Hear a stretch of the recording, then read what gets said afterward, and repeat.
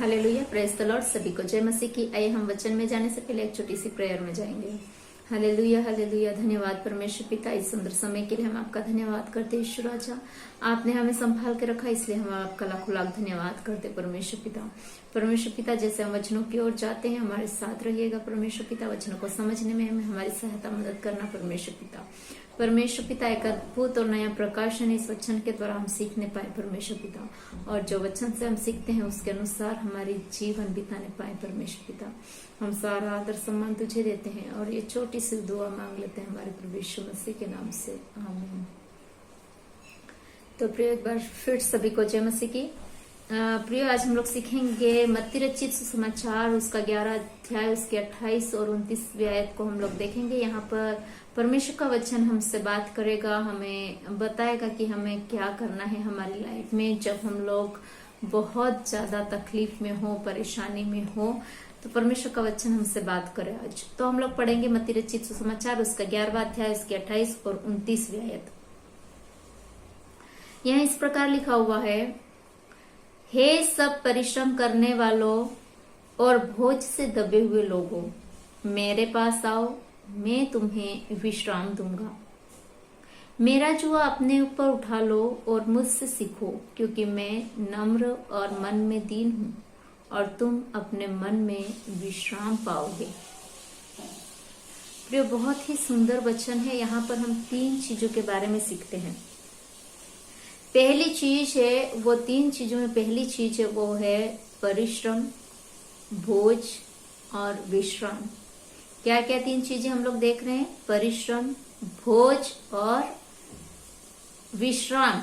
ये परमेश्वर आज हमसे इन वचनों के द्वारा बात करें। हम लोग आजकल दुनिया में देखते हैं, हर इंसान, हर एक व्यक्ति, पूरी सृष्टि में हर एक व्यक्ति क्या कर रहा है? परिश्रम कर रहा है। परिश्रम कर रहा है, मेहनत कर रहा है, हार्ड वर्क कर रहा है। हर एक इंसान अपने अपनी जगह पे अपने अपने गोल्स के लिए, एम्स के लिए, अपने अपने उद्देश्यों के लिए, अपनी अपनी लाइफ के लिए, अपने अपने रोजमर्रा के लिए, रोज की पूर्ति के लिए लोग आजकल परिश्रम कर रहे हैं। बहुत सारे लोग बोझ से दबे हुए हैं, उस परिश्रम को करते करते बोझ में आ गए हैं। प्रियो, आज परमेश्वर का वचन कहता है कि हे जो सब परिश्रम करने वाले और बोझ से दबे लोग, तुम मेरे पास आओ। हम कहाँ जाते हैं प्रियो?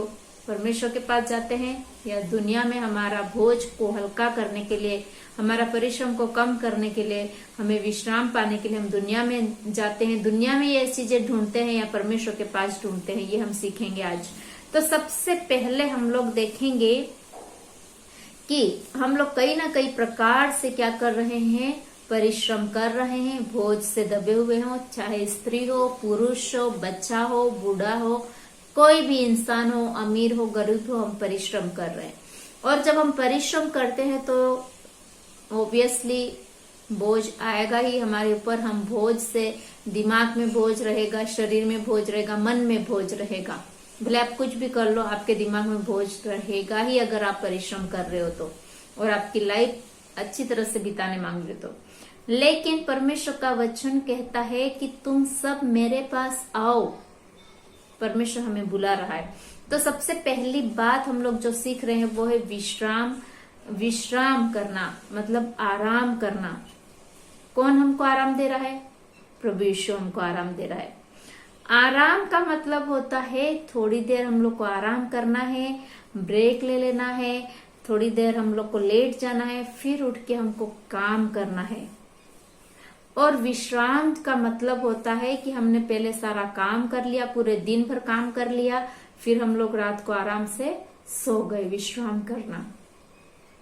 तो प्रियो, यहाँ पर पवित्र वचन बाइबल में हम लोग विश्राम कैसे किया परमेश्वर ने, उसके बारे में सीखेंगे। हम लोग निकालेंगे उत्पत्ति की पुस्तक, उसका 2 अध्याय, उसकी 1 और 2 आयत हम लोग पढ़ के सीखेंगे कि परमेश्वर ने विश्राम कैसे किया, हमें विश्राम कैसे करना। यूं आकाश और पृथ्वी और उनकी सारी सेना को बनाना समाप्त हो गया, और परमेश्वर ने अपना काम जिसे वह करता था 7वें दिन समाप्त किया, और उसने अपने किए हुए सारे काम से सातवें दिन विश्राम किया। किए हुए सारे काम करने के बाद सातवें दिन विश्राम किया। प्रिय, हमें भी दिन भर के सारे काम करने के बाद हमें क्या मिलता है? विश्राम मिलता है। हमें विश्राम करना है, लेकिन प्रियो हमें विश्राम नहीं मिल पाता। मेंटली हो, फिजिकली हो, या फिर हम आध्यात्मिक रूप से देखते हैं, स्पिरिचुअली भी हम लोग देखते हैं, तो हम विश्राम नहीं कर पाते हैं। हम भोज में ही रहते हैं प्रियो। वो एक अलग प्रकार का प्रेयर वाला भोज आता है, आत्मिक भोज आता है, वो अलग है प्रियो। ये जो भोज, मतलब ये भोज हम लोग को डल कर देता है, हमको चिंता में डाल देता है, हमें परेशानी में डाल देता है। तो ये भोज हम लोग कैसे हल्का करेंगे? तो कैसे विश्राम कर सकते? कब विश्राम करना है? तो जब परमेश्वर अपना काम खत्म करके विश्राम किया, वैसे ही हमें अपना काम करके परमेश्वर हमें क्या देगा? विश्राम देगा। विश्राम दूंगा, कौन कहता है? प्रभु यीशु मसीह कह रहा है, मैं तुम्हें विश्राम दूंगा। तो हमें कहाँ जाना है? प्रभु यीशु मसीह के पास। हमें कैसा बनकर जाना है? हम लोग ने 29वीं आयत में पढ़ा, क्या लिखा हुआ है वहां पे? मत्ती 11 का 29 में लिखा हुआ है, मेरा जुआ अपने ऊपर उठा लो और मुझसे सीखो, क्योंकि मैं नम्र और मन से दीन हूँ। प्रिय, हमें नम्र होना है, दीन होना है। परमेश्वर के सामने नम्र और दीन हो जाएंगे, तब परमेश्वर हमको क्या करेगा? विश्राम देगा। दूसरी बात है परिश्रम करना। प्रियो, भले आप मेंटली आप कर रहे हो परिश्रम, आध्यात्मिक रूप से कर रहे हो, स्पिरिचुअली कर रहे हो, या आप फिजिकली हार्डवर्क कर रहे हो, हम लोग कोई ना कोई परिश्रम आज जरूर कर रहे हैं। या तो हमें परिस्थितियां ऐसे कर रही है, या हमारी बेरोजगारी, समस्याएं, दुख, तकलीफें, बीमारियां, सभी चीज हमें परिश्रम करने को मजबूर कर रही है। हम लोग रोज दिन के अपने परिवार को चलाने के लिए, रोजमर्रा की चीजों के लिए हम लोग परिश्रम कर रहे हैं। हमें विश्राम करने का मन है, लेकिन हमें विश्राम नहीं मिल रहा है। हमारा बोझ बना हुआ है हमारे दिमाग में। हम मुक्त नहीं हो पा रहे हैं परेशानियों से, हम आजाद नहीं हो पा रहे हैं। बहुत बार हम लोग सोचते हैं मुझे गाड़ी लेनी है, मुझे मकान बनाना है, शादियां करनी है बच्चों की, ये सारे बोझ लेकर हम चलते हैं और हम सोचते हैं क्या काम करूं, क्या परिश्रम करूं तो मेरा ये सारा चीजें मैं निपट जाऊं, कहाँ से मेरे पास पेमेंट आएगा, पैसा आएगा। ये सारी चिंताएं हमारे अंदर घूमती रहती है और हमारा मन क्या हो जाता है? थक जाता है और वो बोझ बनता है, हमारे शरीर में बोझ बन जाता है। पर प्रभु यीशु मसीह इन सब चीजों के बीच में कहते हैं कि मैं तुम्हें विश्राम दूंगा, मैं तुम्हें क्या करूंगा? विश्राम दूंगा। लेकिन कब? जब हम दीन होकर के, हम बिल्कुल नम्र होके उसके पास हम चाहते हैं कि प्रभु मेरे पास कोई रास्ता नहीं है, आप रास्ता बताइए। परमेश्वर जरूर आपका रास्ता निकालेंगे, परमेश्वर जरूर आपका क्या करेंगे? रास्ता निकालेंगे। हम लोग पढ़ेंगे भजन संहिता 94 उसका 19वीं आयत में इस प्रकार लिखा है, जब मेरे मन में बहुत सी चिंताएं होती है, तब हे यहोवा तेरी दी हुई शांति से मुझको सुख होता है। बहुत ही सुंदर वचन है प्रियो, बहुत ही हमें आत्मिक रूप से बूस्ट करने वाला वचन है कि जब मेरे मन में बहुत सी चिंताएं होती है, तब उसकी दी हुई शांति से मैं सुख पाता हूँ प्रियो। हमें सुख शांति मिलती है, हमें विश्राम मिलता है, हमें आनंद मिलता है प्रियो। तो हमें कहीं जब हम ऐसी परेशानी में हो, हम परिश्रम कर रहे हैं, बोझ से लदे हुए हैं, हमें कहाँ जाना है? हमें परमेश्वर के पास जाना है। हमारा पड़ोसी कुछ नहीं कर सकता, हमारा परिवार वाले कुछ नहीं कर सकते, हमारे दूसरे लोग कुछ नहीं कर सकते हैं, लेकिन कोई थोड़ी देर के लिए सांत्वना देगा, लेकिन वो पूरी तसल्ली, दिल की शांति नहीं दे सकता है प्रियो।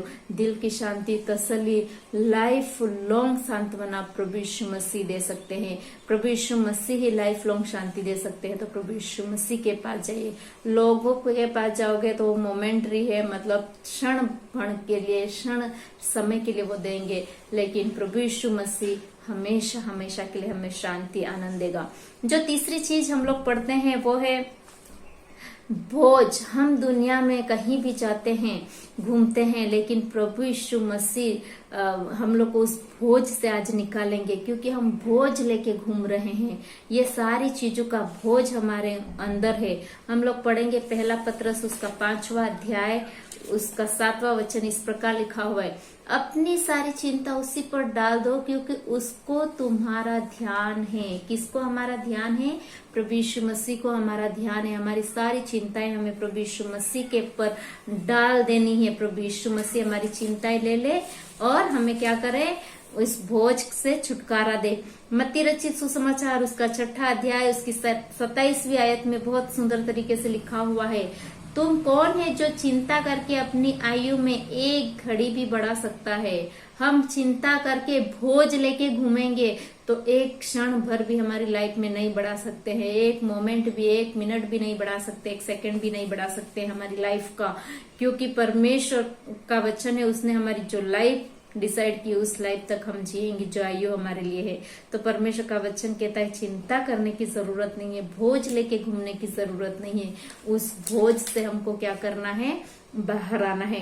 अब हमें क्या क्या बोझ हो सकते हैं? हमें मकान का बोझ हो सकता है, बच्चों की शादियों की, बच्चों की फीस की, रोज दिन की हमारी लाइफ में जो चीजें काम आती है, पैसों की, और अनेकों प्रकार की बातों की हमें जरूरत पड़ सकती है। हम बोझ लेके घूमते होंगे तो हमारी चिंताओं, बोझ, जो समस्याएं, जो बोझ, जो बीमारी का बोझ है, जो समस्या का बोझ है, जो कर्ज का बोझ है, जो बेरोजगारी का बोझ है, उसको प्रभु यीशु को डाल दो, प्रभु यीशु के ऊपर डाल दो। हम लोग वचन भी हम लोग सीखेंगे, वचन हमसे क्या कहता है। जो हमारे बेरोजगारी का बोझ है, कर्ज का बोझ है, बच्चों की शादियों का बोझ है, बच्चों की फीस का बोझ है, हमारे रोजमर्रा की चीजों का बोझ है, या हमारे और मकान का बोझ है, बहुत सारे बोझ हो सकते हैं। अगर वो है तो उन सब को हमें कहाँ डाल देना है? प्रभु यीशु मसीह के ऊपर। प्रभु यीशु मसीह हमें वहां से छुटकारा देगा। वचन से हम लोग सीखेंगे। वचन में लिखा हुआ यशायाह नबी की पुस्तक उसका 53 अध्याय उसके 6 आयत में इस प्रकार लिखा हुआ है, हम तो सब के सब भेड़ों के समान भटक गए थे, हम सब भटके हुए हैं, बोझ से लदे हुए हैं, परिश्रम कर रहे हैं लेकिन कुछ फायदा नहीं हो रहा है। हम में से हर एक ने अपना अपना मार्ग ले लिया, हम अपने अपने मार्गों में चले गए हैं, और यहोवा ने हम सबों के अधर्म, हमारे जो अधर्म का बोझ है उसी पर लाद दिया। मतलब हमारा जो बोझ है वो प्रभु यीशु मसीह ने ऑलरेडी उठा लिया है। तो हमें भी क्या करना है? प्रभु यीशु मसीह ने अगर हमारा बोझ ले लिया है, उसने हमारा बोझ उठा लिया है, तो हमें अब क्या करना है? हमें विश्वास के साथ प्रभु यीशु मसीह पर अपनी सारी चिंताएं छोड़ करके हमें एक खुशहाल जीवन जीने की जरूरत है। हम लोग वचन तो पढ़ते हैं, मनन ध्यान भी करते हैं, विश्वास भी करते हैं, लेकिन हम डगमगा जाते हैं, अपने अपने रास्तों में चले जाते हैं, अपनी अपनी चिंताओं में चले जाते हैं। परमेश्वर का वचन कहता है कि इन वचनों को पढ़िए, इन वचनों पर विश्वास कीजिए, रिसीव कीजिए, ग्रहण कीजिए। जो वचन कहता है उसको अपने लिए ग्रहण कीजिए और विश्वास के साथ उसको रिसीव कीजिए, भरोसा रखिए, प्रार्थना करिए और अपना बोझ है वो प्रभु पर डाल दीजिए। प्रभु आपकी चिंताओं को करता है, प्रभु आपकी सारी चिंताओं से आपको छुटकारा देगा और प्रभु आपकी सारी चिंताएं अपने ऊपर ले लेगा और हमारा बोझ हल्का कर देगा। परमेश्वर का वचन में हम लोगों ने देखा कि प्रभु यीशु मसीह हमारे बोझ को कैसे हल्का कर रहे हैं। हम लोग यहाँ पर देखते हैं मत्ती रचित सुसमाचार उसका 11 उसके 30 में लिखा, क्योंकि मेरा जो असहज और मेरा बोझ हल्का है। जो प्रभु यीशु मसीह जो बोझ देंगे वो बहुत हल्का है और उसका जुआ जो काम है वो बहुत सहज है। हमें नम्र और दीन होकर के अपने सारे बोझ को प्रभु यीशु मसीह पर डाल देना है प्रियो। तो आज से डिसाइड कीजिए, बिलीव कीजिए, विश्वास रखिए, पूर्ण भरोसा रखिए, पूरा अपना जो डिपेंडेंसी है वो प्रभु पर डाल दीजिए, अपने बोझ को डाल दीजिए और इस वचनों को सीखते हुए, समझते हुए, उन पर भरोसा करते हुए, विश्वास करते हुए, अपने लिए रिसीव करते हुए हम लोग प्रभु के वचनों के अनुसार चलेंगे तो प्रभु हमारा बोझ हल्का कर देगा और हमें विश्राम देगा। हमें विश्राम देगा जो हमें विश्राम लेना चाहिए। जो सब काम करके जो हम विश्राम लेते हैं वो विश्राम हमें देगा। अगर हम परिश्रम करते हैं तो उसमें परमेश्वर की आशीषें आएगी। जितना भी हम लोग परिश्रम करेंगे उसमें परमेश्वर की आशीषें आएंगी। कब? जब हम उसके वचन के अनुसार जिएंगे, वचन के अनुसार सीखेंगे, विश्वास रखेंगे, भरोसा रखेंगे। किस पर? प्रभु यीशु मसीह पर। तो इन वचनों के द्वारा प्रभु यीशु मसीह हम सबको ब्लेस करे, आशीष दे। हम ऐसे वचनों की ओर आगे बढ़ते जाएंगे। परमेश्वर पिता हम सबको आशीष दे और हमारे परिवारों को भी आशीषित रखे। और जो बीमार है उनके लिए मैं चंगाई को रिलीज करती हूँ और आप परमेश्वर का अनॉइंटिंग आपके ऊपर में होने पाए, इसलिए मैं दुआ करती हूँ। और अगर आपका कोई प्रेयर रिक्वेस्ट है जरूर शेयर करिएगा ताकि हम आप लोग के लिए प्रार्थना कर सकते हैं। और आप भी वचनों को, अगर आप हमारे वचनों को सुनते हैं, अच्छे रखते, जरूर दूसरे तक पहुंचाए ताकि वो भी वचन को सुने और उनकी आत्मिक लाइफ बचाई जा सके। सभी को thank you. God bless you.